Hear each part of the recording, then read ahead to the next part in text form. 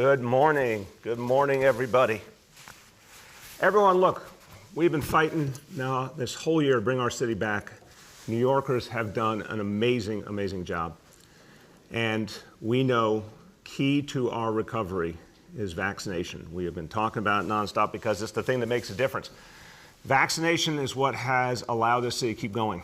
And vaccination is what made, in particular, our schools so strong and so safe.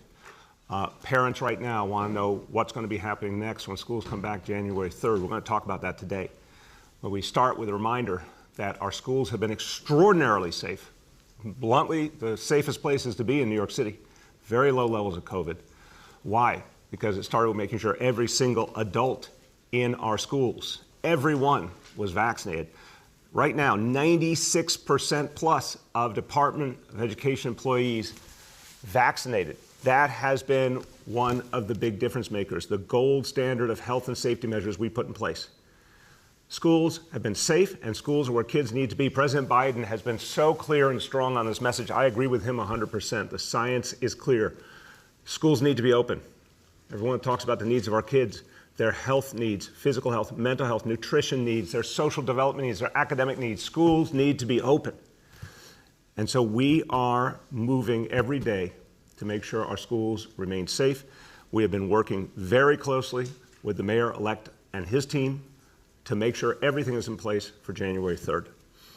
And parents, look, thank you for everything you've done to protect your kids. And thank you to every parent who's gone out and gotten your child vaccinated. But I want to urge the parents, particularly younger kids, there's still too many kids who are not vaccinated. This is the time to do it. Any parent who's ready, any parent who chooses to, we are making it easier than ever to get vaccinated. And if you want to get your child tested, we're making that choice available to you as well, adding more than 40 city-run test sites. 40 city-run test sites more to bring the total to over 160. So there's plenty of places you can get your child vaccinated, and if you want to test, more and more places you can get a test. Parents, we need you. That's the part you can do. But what we're going to do also, and this is an important announcement today, we're going to double the amount of testing we do every day in our schools. So right now, we do PCR testing in every school every week. We're going to double the amount of testing we do in schools. Greater sample size in each school, so we get even more accurate, clear results. We're going to include both vaccinated and unvaccinated students. So 2 times the tests, and including vaccinated and unvaccinated, and of course, teachers and staff as well. We're going to do a big push to get more consent forms so we can get a bigger and bigger sample of the school. These are the things we're going to do to keep everyone safe. And we know the most important thing is vaccination. We know it works, and everyone double down on it. And if you're eligible for that booster, remember, up to Friday, you can get that $100 incentive. So those are some of the things we're going to be doing immediately. But we're also going to be using at-home test kits more and more. And I'm going to talk about that in just a moment. But I want to give a thanks up front to Governor Hochul, because she announced a major infusion of test kits for our schools. That's going to really help us as we announce a new approach that's going to keep kids safe, but also keep schools open. So I wanted the governor to join us because I want to express the appreciation of the people in New York City and my appreciation. These test kits are going to help us fight back this yet another wave of COVID, but we're going to fight through it and keep everyone safe and move forward as a city. My pleasure to bring to you Governor Kathy Hochul. Thank you, Mayor de Blasio, for your partnership and your collaboration from the very beginning to fight this surge. I remember we sat together, it was an evening we just heard about the very first case of Omicron that appeared in New York State and New York City. And that afternoon we sat together and pledged full cooperation together to let people know that we would be united in our attack on this virus and do everything we can to keep New Yorkers as well as every New York State resident safe. And to continue that pledge of collaboration, I'm very pleased that we were able to literally just a couple days ago send over 600,000 rapid tests to your Department of Health last week. And we now have 5 state-run testing sites that will be launched tomorrow to help amplify your efforts already.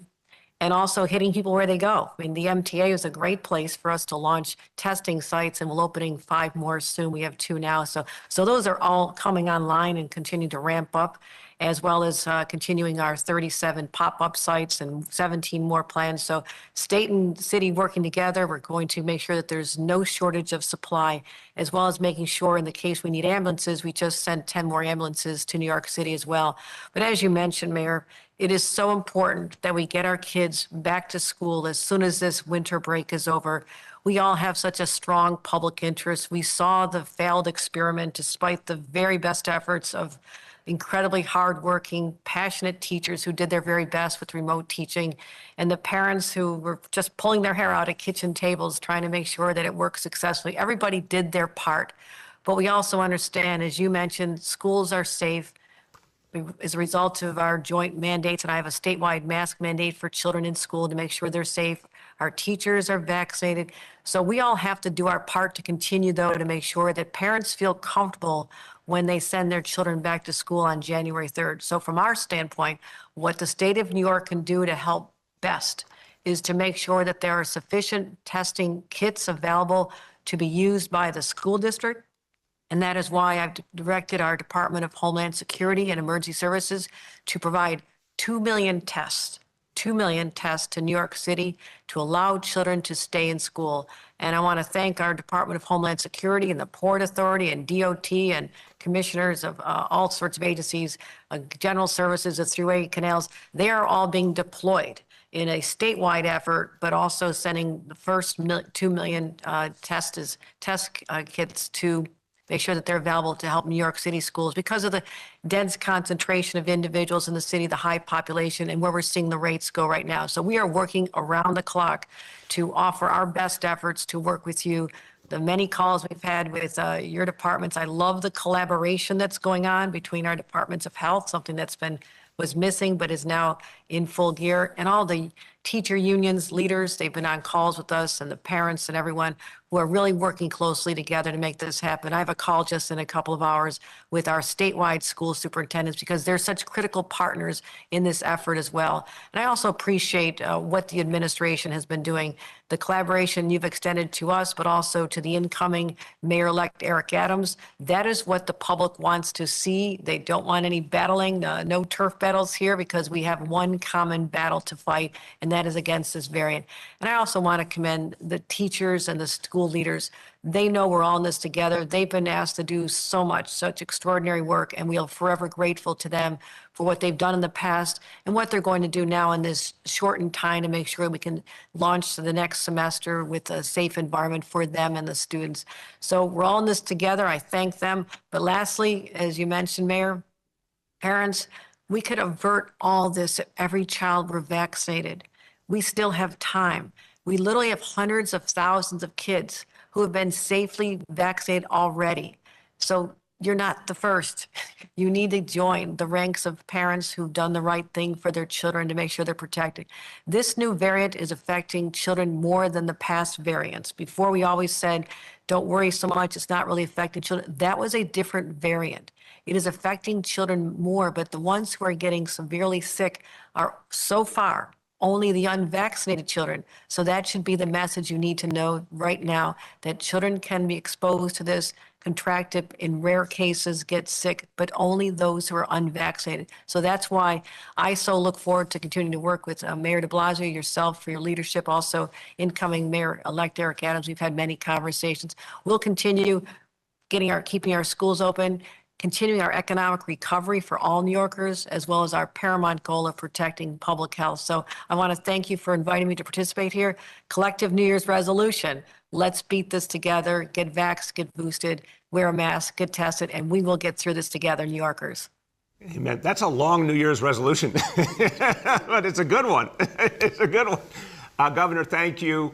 And look, I really want to amplify the point you made. Our kids need to be in school.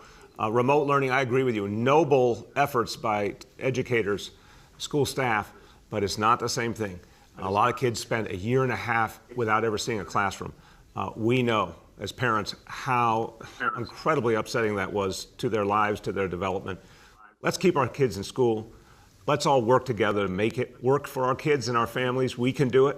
Governor, thank you for the great collaboration between our teams, and we will beat this together 100%. And very happy New Year to you.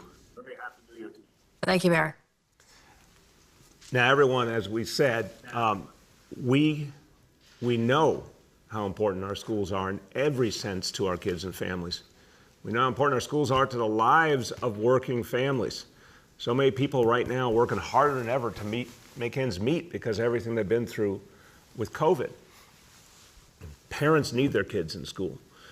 And as we've learned more and more during the COVID era, we found new ways to do things. And our healthcare team has thought very carefully about how to approach this new reality where so many more people are vaccinated, thank God, and we're getting more people vaccinated every day. Also, Omicron is different. It comes with certain challenges, but we also know that it's different from other variants in ways that in some ways make it more manageable. We take all the information we've learned, all the experience we've had, listen to the data and the science, listen to the healthcare leaders, and now we've come up with a new approach, and those at-home tests are going to be absolutely crucial. We have been working on this approach. What we needed was the supply. Really appreciate the supply we're getting from the state. We're going to get a supply from the federal government as well. This gives us a new approach, and that approach is called Stay Safe and Stay Open. This is how we are going to look at schools from this point on. Keep them safe and keep them open. So when I say stay safe and stay open, it literally is in a very, very different way of making sure everyone's safe, adding this on top of everything that worked previously. So first of all, it comes with wide distribution of at-home test kits to every classroom. And when there's a positive case in a classroom, every child takes home at-home test kits. Every child who tests negative comes back to school. It's as simple as that. So long as they're asymptomatic and so long as they continue to test negative, they keep coming to school. We make sure that every kid has a test kit. 2 will be taken in the course of 7 days. And this guarantees more consistency in their education. It guarantees fewer disruptions, which parents have rightfully said have been a tremendous challenge for them. And it works because here's the fact we now know based on really extensive experience. 98% of close contacts, when someone has come in contact with someone that tested positive, 98% of close contacts don't turn into positive cases themselves. So the jury has come back. We have a lot of evidence now. It's told us this is the approach that's going to work for the future. I have been working very closely with the mayor-elect as we've been planning together for January 3rd, for Monday, January 3rd, when schools come back. There has been, I have to say, a seamless transition. I want to thank the mayor-elect and his extraordinary team. I want to thank my team that have been working night and day closely with them. This is, I hope, New Yorkers will get to see this. This has been one of the smoothest and most collaborative and most positive transitions I've ever seen anywhere at any level of government. And the credit goes to our mayor-elect for the spirit he's brought to this. And I'd like to have you hear from him now about how important it is to protect our kids and keep our schools open. My pleasure to introduce Mayor-elect Eric Adams. Thank you so much, Mayor. And no, Mayor, the credit goes to you. Far too many people are not aware of what has been taking place behind the scene these last few months on how we have moved seamlessly to transition government. That's what makes America great, and that's what makes America's greatest city great. Our ability to have this smooth transition of power and authority. And you have done that. Throughout the holiday weekend, you and I have communicated throughout the night, throughout the mornings, making sure that we were on page because COVID is a formidable opponent. And it is organized on how it has infected and impacted our city. And if we're not organized, if we are not together and unified, not pulling ourselves apart by trying to dispute and argue, that will send the wrong message to New Yorkers. And you have gone out of your way stating that we will send a message to New Yorkers that we are unified against this formidable threat to our economy and to the people of this city. And so I thank you. And I thank you for that important motto, stay safe and stay open. not only our schools, but our businesses and our entire city. We spent $11 trillion fighting COVID. It is time for us to realize that this is a resilient city and a resilient country. We must reopen our city, and we can do that. And so you and the governor and I are sending a clear message to New Yorkers and into this entire country that we are together to fight this real battle we have. Two clear messages we're saying loud and clear. Your children are safer in school. The numbers speak for themselves. And we are united to make sure that they will continue to be safe. And I'm a parent. I know what it is. And I think about Jordan and how much I want him to be safe. That's the investment I made in a lifetime. But back in school would ensure our children are in a safe place in a real way. So let me repeat the facts that the mayor laid out. The virus positivity rate in city school is low. That is a fact. Because of precautionary measures in schools such as masking and staff vaccinations, fewer than 1% of those exposed to COVID in schools contract the virus. That is such a safe thought to have. Our children are going to be safe. And as he just stated, 98% of close contacts in school don't turn into positive cases. We fight fear. That's what this mayor has done, and we will continue. Now, does that mean we should let down our guard? Absolutely not. Cases will continue to increase following the holiday, and we must remain as vigilant as ever. So we will also double testing in schools. Smart decision. This way we can identify those who are impacted by COVID and distribute, as the governor mentioned, millions of tests to staff and parents to test at home. This is a new way of thinking. Let's get those test kits at home so parents can start taking precautionary steps and testing their family members. At the same time, we will also increase testing capacity citywide to make it easier for young people to get checked and provide free vaccination at sites around the city. We're meeting a surge in the virus with a surge in resources because testing and vaccinations are how we beat COVID. There is no other greater way of winning this battle and opening our city by testing and vaccination. We saw it with Delta, and now we're seeing it with Omicron. You are much likely to get sick or hospitalized from any COVID variant, including this variant, if you are not vaccinated. Vaccination prevents serious illness, and it prevents hospitalization. Those are the winners that we're looking for. And so we cannot say it enough, testing and vaccination. And when it comes to school, our young people, it is critical that education is part of their overall development, their mental health, their social skills, and in some cases, even personal safety. And they are able to learn better when they are in an in-person environment. So it's the city's job, our job, to keep schools safe and open, and to provide as much testing and vaccine capacity as we can so that we can go to do our jobs, live our lives, and make sure our children continue to thrive. And so to the mayor of the city of New York and to the governor of this state, I cannot tell you enough how I appreciate the collaboration that we have shown during these difficult times. This is what makes us great as a city. We witnessed this during the 9/11 attacks and terrorism, and we're seeing it once again, how New York is showing the country how to deal with the crises. COVID is not terrorism, but it has brought terror. And the only way we can come back from this and get our city back open and thriving is for us to unite once again. And I'm ready to do so. And Mayor, again, I cannot thank you enough for the leadership you have shown. Thank you very much. Thank you, my dear friend. And Mayor-elect, I got to tell you, your message is so clear, so sharp to all New Yorkers, and I thank you for that. People are hearing the kind of leadership you're going to provide in the months and years ahead, and we need it. And I want to also say to you, every single conversation we've had, you always invoke what the data and the science tell us, what the healthcare leadership tells us.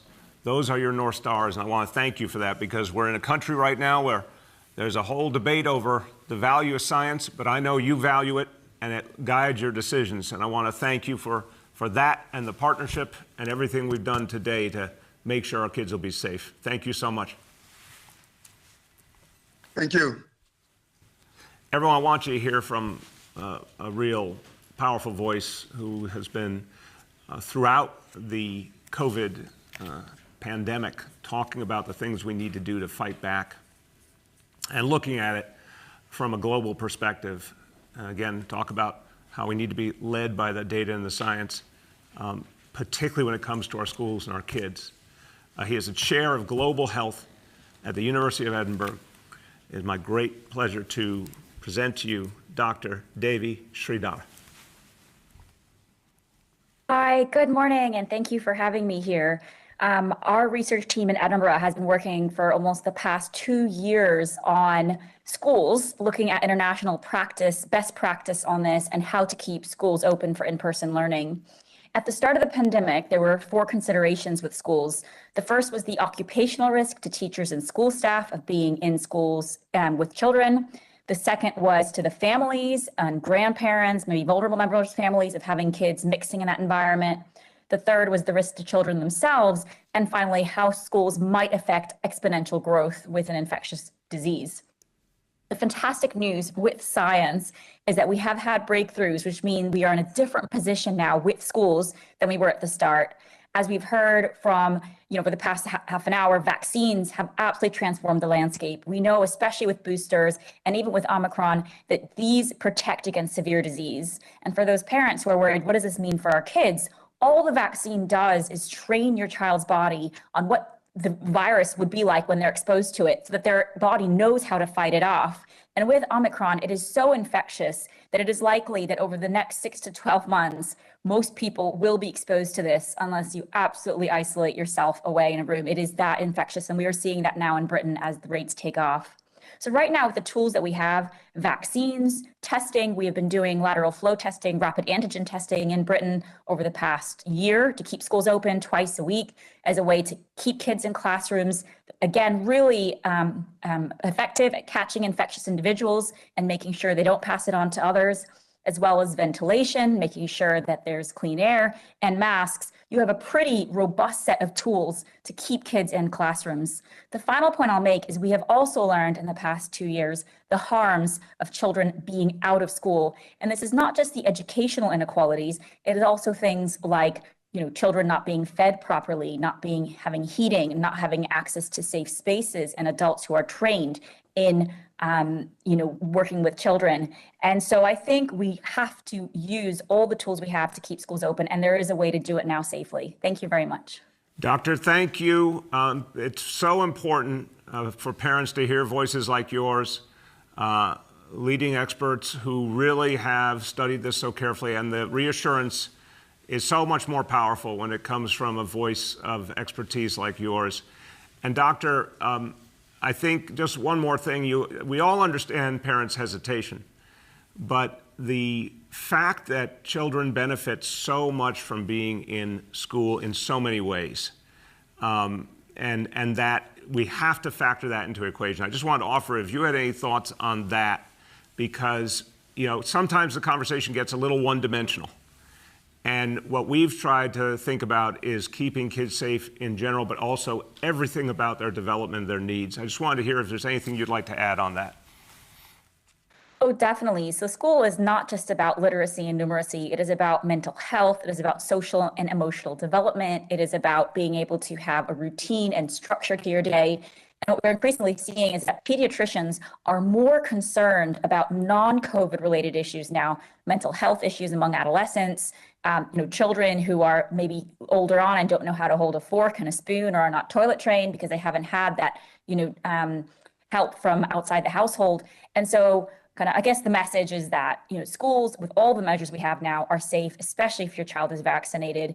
They will be better off in life in terms of the next 5, 10, 20 years, having that experience, and that virtual learning cannot compensate for what it is like to be in an in-person classroom. And that is the clear message that I think all countries are realizing now and trying to move towards using the tools such as vaccines, testing, masks, ventilation, which together mean you can actually run learning in quite a safe way.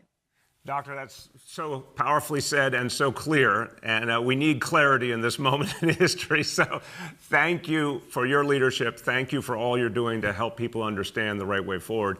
And your clear voice, I think, is going to be very, very reassuring to a lot of parents in this city. So to everyone, thank you to you and everyone in Edinburgh for sharing with us today a little reassurance for our parents. Very much appreciated, Doctor. Thank you. And now I want you to hear from the city's doctor. And I will note, as I turn to Dr. Dave Choksi, that not only is he a parent, he also happens to be married to an educator. So when he thinks about schools, he thinks about it very, very personally, very humanly. And he's led by the data and the science, but he always thinks about the human angle as well. My pleasure to introduce our doctor, Dr. Dave Choksi. Thank you, as always, Mr. Mayor. Since September, we've described a dual mission for New York City's children: to keep schools safe and to prioritize in-person learning for kids. This is perhaps best articulated by the American Academy of Pediatrics, which has said policy considerations for school COVID-19 plans should start with the goal of keeping students safe and physically present. Today's Stay Safe, Stay Open plan reaffirms that dual mission as we return to school in the new year, even as we do make some adjustments due to Omicron. And as a father myself, let me say that I know parents are concerned about their kids' safety, especially during this Omicron wave. There's simply nothing more important than that. So to describe the plan further, let me start with the science. What we know from our data over the school year is that schools remain among the safest settings in our communities. An epidemiologic measure known as the secondary attack rate helps us look at how likely it is that a person with COVID-19 in school transmits it to other students or staff. For any case identified in a New York City public school between October to December, only 1 in 120 close contacts developed COVID-19. That's 0.83%. When we compare that to the rate outside of schools, it's about 1 in 7 contacts in a household who develop COVID-19, or over 14%. This marked reduction in risk makes sense. As Mayor-elect Adams said, it is the result of the layered prevention measures we put in place, like vaccination, testing, ventilation, distancing, and kids staying home if they're feeling ill. And even if the rates were to become somewhat higher due to Omicron becoming dominant, we estimate that in schools, about 98% of close contacts do not end up developing COVID-19. So the Stay Safe, Stay Open plan revolves around more quickly identifying those cases, the 2%, and ensuring that they are isolating while keeping the other 98% of kids in school. We will do this by significantly scaling up our testing while adjusting our classroom quarantine policies. As the mayor has said, we will double our surveillance testing overall and include vaccinated individuals in that testing. We will distribute rapid test kits at a mass scale, both around cases identified in classrooms as well as to staff. And we will encourage wide testing of students and staff ahead of the first day of school through our community sites. Meanwhile, the Situation Room will shift from its current contact tracing protocols to supporting school leaders with these ramped up testing efforts. Our disease detectives will continue to investigate when there's evidence of widespread in-school transmission, like when there's an unusually high number of cases within a classroom or with a sports team. And we will continue to strengthen our prevention measures at every opportunity, from distributing high-quality masks to further improving ventilation, with a particular emphasis on vaccination, especially for 5 to 11-year-olds, as well as boosters for anyone 16 and older. The bottom line is that schools are not just among the safest places for our kids to be, they're also health-promoting environments, as Professor Sridhar pointed out. And remote learning is not just detrimental educationally, it also exacerbates health inequities and has worsened youth mental health. Schools nourish our children's brains and their bodies. That's why we're so committed to keeping them safe and keeping them open. Thank you, sir. Thank you so much, Doctor. And now, everyone, I want you to hear from a public school parent, because all the healthcare leaders have so much that's important to say. Obviously, all the public officials.